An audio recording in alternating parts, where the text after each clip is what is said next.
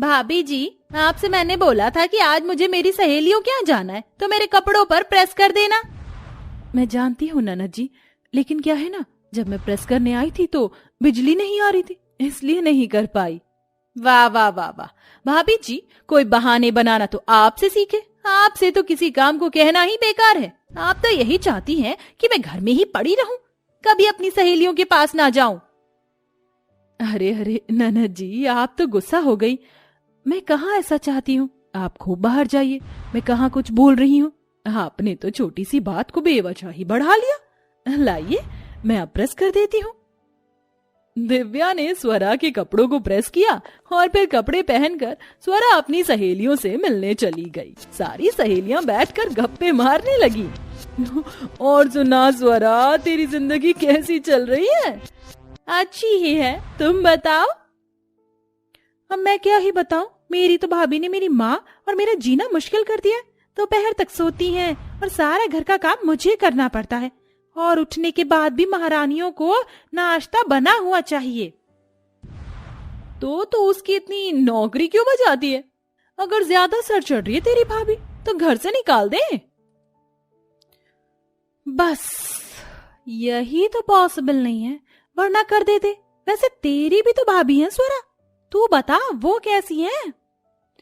मेरी भाभी तो बहुत ज्यादा अच्छी है, उनके जैसी तो मैंने किसी की भी भाभी नहीं देखी। सारे घर के कामों को बड़ी ही अच्छे तरीके से करती है, और वो भी रफ्तार के साथ। सच में मेरी भाभी मेरे लिए तो बेस्ट है। हाँ लकी, अभी कुछ दिनों के बाद मेरे भी भैया की शादी है। मैं चाहती हूँ कि मुझे भी तेरे जैसी ही भाभी मिले।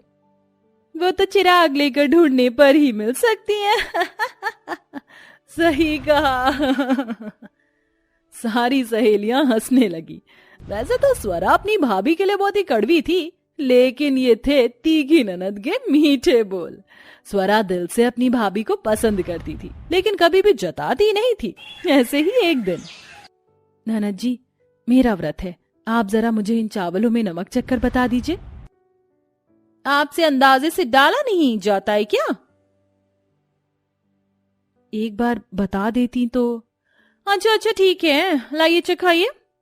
स्वरा ने चावलों में नमक चखा।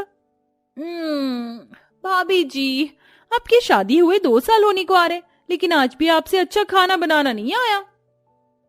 क्या हुआ, ये अच्छे नहीं बने हैं क्या? क्या इनमें नमक मिर्ची में से कुछ कम है? क्या मैं इनमें कुछ डालूं?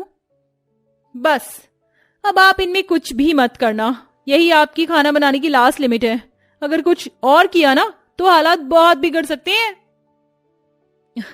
स्वरा दिव्या को सोच में डालकर चली गई। वो कभी भी किसी भी चीज में उसकी तारीफ नहीं करती थी। ऐसे ही एक बार दोनों ननद भाभी बाजार गई हुई थी। ननद जी, ये वाली साड़ी कैसी लग रही है? ये वाली ठीक ठाक है। क्या? बस ठीक ठाक? अच्छा, तो मैं कोई दूसरी पसंद कर लेती हूँ। आपने कुछ लिया क्या ननद जी? हाँ, मैंने ये एक सूट खरीदा है। अच्छा, आपने तो मुझे दिखाया तक नहीं। दिखाइए कैसा है। घर चलिए, मैं आपको वहां दिखा दूंगी। अच्छा ठीक है। अब जल्दी कीजिए भाभी जी, पूरा दिन यहाँ ही नहीं रहना है, घर जाकर आपको काम भी करने हैं। उनकी परवाह नहीं है क्या? हाँ ननद जी, चले जाएंगे। अब कितने दिनों बाद तो ऐसे साथ आने का मौका मिला है। चलिए ना, पानी के बताशे खाने चलते हैं। पानी पूरी? हाँ आइए। दिव्या स्वरा को हाथ पकड़कर पानी के बताशे की ठेली तक ले आई। भैया जरा बनाइए फुल चटपटा पानी का बताशा। और आप कैसा खाएंगी ननद जी? मैं थोड़ा सा मीठा खाऊंगी। कमाल है, हर वक्त तीखा बोलने वाली मेरी ननद जी को मीठी पानी पूरी खानी है। दिव्या की इस बात पर इससे पहले स्वरा कुछ बोलती, वहीं खड़ी हुई एक बुढ़िया बोली, मीठा या तीखा तो ननदे भाभी की हरकतों पर बोलती हैं। तुम्हारे काम ऐसे होंगे जो तुम्हें तीखा सुनने को मिलता है। उस बुढ़िया की बात को सुनकर दिव्या उदास हो गई, लेकिन उसकी हिमायत में स्वरा बोली, आपकी बहू ने शायद आपका जीना हराम किया हुआ है, तभी तो आपको इतना एक्सपीरियंस है। अम्मा जी, मेरी बहू के बारे में तो बिना जाने कैसे बोल सकती है? हाँ, तो फिर मेरी भाभी जी को भी बिना आप जाने कुछ भी कैसे बोल सकती हैं? अपनी ननद को खुद की तरफदारी करता देख दिव्या काफी खुश हुई। उस बूढ़ी औरत का भी मुंह बंद हो चुका था। दोनों भाभी और ननद ने एक साथ मिलकर गोलगप्पे खाए और रास्ते में। ननद जी शुक्रिया, आज आपने उस बूढ़ी अम्मा को अच्छा सबक सिखाया। ज्यादा खुश मत होइए भाभी जी। स्वरा ऐसे बोलती हुई अपनी भाभी को घर ले आई। रोजाना घर का सिलसिला ऐसे ही जारी था। स्वरा हमेशा अपनी भाभी को तीखा तीखा सुनाती थी और दिव्या मिठास से उसकी बातों का हल निकालती थी। दिव्या बहू, मैंने तुझसे यहाँ की सफाई करने को बोला था, अभी तक की क्यों नहीं? माँ जी, वो मैं ना नाना जी के बालों में तेल लगा रही थी, अब कर देती हूँ ना। ओहो भाभी जी, आपके कहने का क्या मतलब है? क्या मैं आपको कामों में उलझाए रखती हूँ? नहीं, मैंने ऐसा कब कहा।